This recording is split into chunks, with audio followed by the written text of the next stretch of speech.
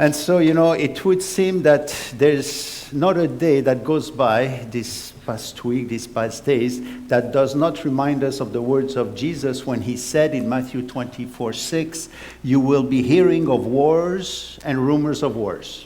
For instance, last Thursday when President Trump took the initiative to bring peace between Russia and Ukraine, which is actually a very good thing, at some point, the Russian president said that Trump saved the world from the brink of an apocalypse.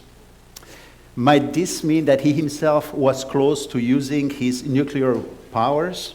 Yesterday, Israeli media reported that Israel now wants to seize the moment to tackle Iran, and the US is ready to help.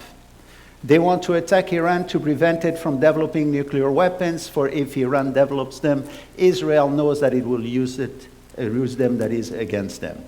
And before this, Trump one more time warned Israel that if they do not release all the hostages by today, Saturday noontime, all hell will break loose. Yesterday he said, and I quote, I'll take hard stand on Gaza tomorrow, but I can't say what Israel will do. And he added, I don't know what's going to happen at 12 o'clock. Israel added that it will be happy just with 3 or 4 at a time, for it does not want to lose any chance to have these hostages home. So thank God, that today 3 of them were released. While Israel released 369 Palestinians, 36 of them serving life sentences. Now, 73, I believe, remain in Israel, and they believe that 34 of them are already dead. So it is heart-wrenching when you think about all these things. Many of us have seen those haunting pictures from the Holocaust, right? And those who survived their gaunt and thin faces. Last Saturday, the release of hostages reminds us of this similar fate they endured. The abuse, the lack of food, and the mistreatment they went through. Now, considering all this, by the way, the words of Yeshua are today's resounding all over this planet. And today, as we mentioned earlier, we get a confirmation from the secular world who tells us that these are serious rumors of wars. But now, why then don't we hear these same alarm bells from the body of the Messiah, from the church, from the very people actually Jesus was speaking to?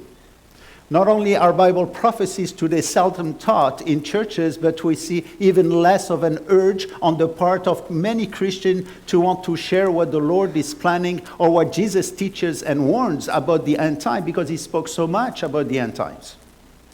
According to some recent statistics, the top issue which church leaders are addressing today is about discipleship, how to live a better life. That's very good, by the way.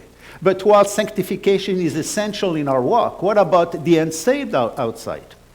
What about evangelism, which should be a major responsibility and exercise for the church? After all, this is one of the primary reasons why we're still on earth, otherwise we go home. Another disturbing statistic reports that today's church closures appears to outnumber actually new churches that are planted. The ratio is 3-1, as less people are showing interest to go to church. Furthermore, a 2023, which is not that far behind us, another statistic showed that 1/3 of pastors gave serious consideration to quitting their ministry, showing the difficulty out of their congregations today. 1/3, that's a lot of pastors. This, by the way, is in line with yet another saying of Yeshua in Luke 18:8, when he said, when the Son of Man comes, will he find faith on earth? This question is also a prophecy. We see it being fulfilled in front of our eyes, but it should not be this way. Not if we are abiding by the word of God and faithfully considering the teaching of the whole counsel of God, including prophecies. But now, while Jesus warned about these wars and rumors of war we are witnessing today, by the way, he immediately added, and that's for us, do not be frightened.